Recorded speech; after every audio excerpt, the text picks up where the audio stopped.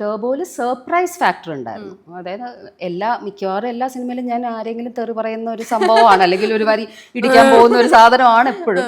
അത് തന്നെയാണ് ഇവിടെയും എൻ്റെ ഇൻട്രോ സീൻ. ഞാൻ ശബരീഷിനെ എടുത്തിട്ട് എന്താടോ എന്നൊക്കെ ചോദിച്ചുകൊണ്ടുള്ള ബഹളമുള്ള സീനാണ്. പക്ഷെ അതിൽ ഒതുങ്ങും എന്ന് എല്ലാവരും വിചാരിച്ചു. പിന്നെ വില്ലൻ ഗ്യാങ്ങിന്റെ ഒപ്പം വന്നപ്പോഴാണ് അയ്യോ ഇവരാണല്ലേ പാര. എനിക്ക് കുറേ മെസ്സേജൊക്കെ വന്നു, എന്നാലും ചേച്ചി പാവം ശബരീഷിനെ കൊല്ലണ്ടായിരുന്നു. ഞാനല്ലല്ലോ, ഞാനൊരു പേരല്ലേ പറഞ്ഞുള്ളൂ. പക്ഷെ ഐ എൻജോയ്. എനിക്ക് തോന്നുന്നു ബിഗ് ബോസ് കഴിഞ്ഞിട്ട് പിന്നെ എനിക്ക് ഏറ്റവും കൂടുതൽ അറ്റൻഷൻ സോഷ്യൽ മീഡിയയിലാണെങ്കിലും ഒരു ഇത് കിട്ടിയത് ടർബോയിൽ തന്നെയാണ്. മമ്മൂട്ടി സാർ എങ്ങനെയായിരുന്നു ലൊക്കേഷനിൽ? ഞാൻ കണ്ടിട്ടില്ല, അതെ ചോദിക്കരുത്, ഞാനിപ്പോൾ കരയും.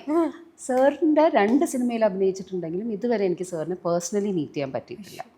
അതാ മമ്മൂട്ടിയുടെ സിനിമയിൽ വില്ലത്തിയായിട്ട് അഭിനയിച്ചിട്ട് മമ്മൂട്ടി സാർ പിന്നെ ഞാൻ എന്നെ തന്നെ പറഞ്ഞ് സമാധാനിപ്പിക്കും, സാറിന്റെ പെർഫോമൻസ് കണ്ടല്ലോ, നമുക്കത് മതിയല്ലോ, അത് പോരാ. അത് ഓപ്പണായിട്ട് പറയാൻ കാണിച്ച മനസ്സ് വേറെ നമ്മൾ കണ്ടു എന്നങ്ങ് പറഞ്ഞാല് എന്തിനാ നമ്മൾ വെറുതെ. I look forward to meeting him. I definitely look forward. ഇപ്പൊ നെക്സ്റ്റ് അപ്കമിങ് പ്രോജക്റ്റ് ഒക്കെ മേ ബി നല്ലൊരു പ്രാർത്ഥിച്ചുകൊണ്ടിരിക്കുകയാണ്. കമോൺ.